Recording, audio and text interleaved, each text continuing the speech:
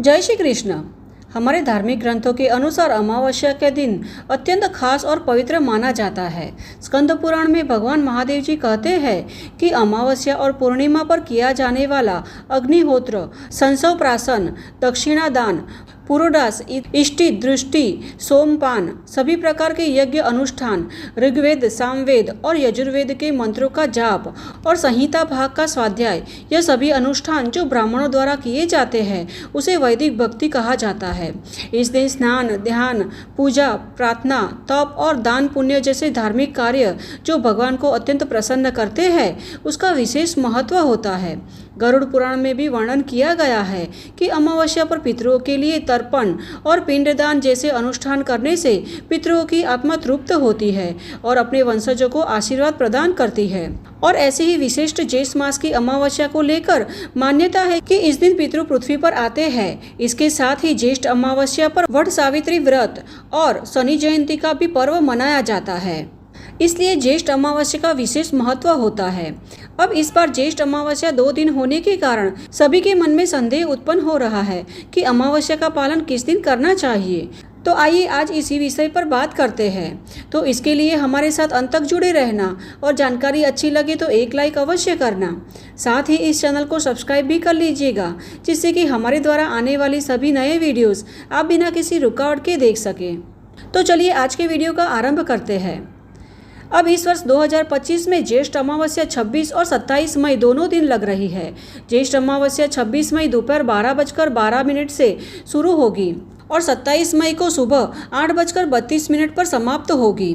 इसलिए ज्येष्ठ अमावस्या 26 मई को मान्य होगी। सोमवार होने के कारण इसे सोमवती अमावस्या भी कहा जाएगा और 26 मई को शनि जयंती और वट सावित्री व्रत भी रखा जाएगा। इस बार अमावस्या पर 2 विशेष योग का भी निर्माण हो रहा है, शिववास योग और धृति योग। ऐसा माना जाता है कि शिववास योग में पितृतर्पण करने से पितृदोष दूर होते हैं और धृति योग में दान और स्नान करना अत्यंत फलदायी होता है। इसलिए 26 मई 2025 सोमवार के दिन ब्रह्म मुहूर्त का समय रहेगा 4:03 से 4:44 तक का। प्रातः संध्या पूजा का समय रहेगा 4:24 से 5:25 तक का तथा दोपहर के समय पूजा का शुभ मुहूर्त है 2:36 से 3:31 तक का। सायं संध्या में पूजा का मुहूर्त रहेगा 7:11 से 8:13 तक का। इस दिन अभिजीत मुहूर्त का समय रहेगा 11:51 से 12:46 तक का। विजय मुहूर्त 2:36 से 3:31 के बीच का रहेगा और गोधूली मुहूर्त का समय रहेगा 7:10 से 7:31 के बीच का। अब देखिए, अमावस्या तिथि मंगलवार को सूर्योदय के समय भी स्थित है और मंगलवार को प्रातः 8:32 पर समाप्त हो रही है। ऐसे में 27 मई मंगलवार के दिन भौमवती अमावस्या भी मानी जाती है। इसलिए इस दिन भी सुबह ब्रह्म मुहूर्त में पवित्र नदी में स्नान, दान, तप, ध्यान एवं धार्मिक अनुष्ठान कर सकते हैं। इस प्रकार ज्येष्ठ अमावस्या के दिन दान कर्म करने से भगवान के साथ पितरों का भी विशेष आशीर्वाद प्राप्त होता है।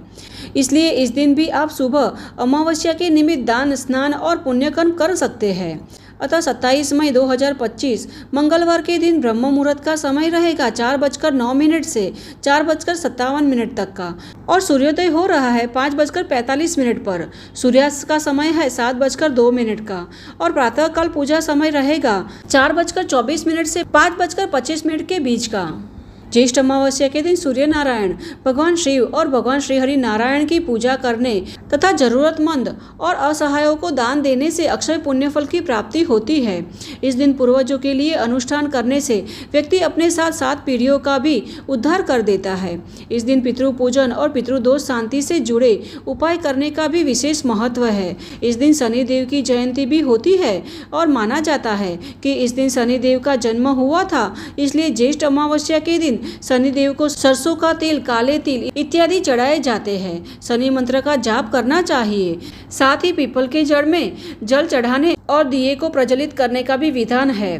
ज्येष्ठ अमावस्या के दिन प्रातःकाल ब्रह्म मुहूर्त में उठकर भगवान का ध्यान करके दिन की शुरुआत करनी चाहिए और फिर स्नान इत्यादि कर एक पात्र में जल, फूल और तिल भरकर पितृ को अर्पित करने से पितृ अवश्य तृप्त होते हैं। इसके बाद गोबर के उपले, खीर, गुड़ और घी का भोग लगाना चाहिए। इस दिन सुयोग्य ब्राह्मण अथवा जरूरतमंद व्यक्ति को अपनी श्रद्धा के अनुसार कपड़े, भोजन आदि दान करना चाहिए। तो यह है ज्येष्ठ अमावस्या के विषय में संपूर्ण जानकारी। हमें आशा है कि हमारे द्वारा दी गई जानकारी आपको उपयुक्त होगी। अगर यह जानकारी आपको थोड़ी सी भी उपयुक्त होती है तो इसे अपने मित्र और परिवार में भी शेयर करना, जिससे कि उन्हें भी इस जानकारी से लाभ प्राप्त हो सके। तो चलिए हमारे शास्त्रों में वर्णित ऐसे ही महत्वपूर्ण जानकारी और वैदिक कथाओं के साथ फिर से मिलते हैं। तब तक के लिए जय श्री कृष्ण।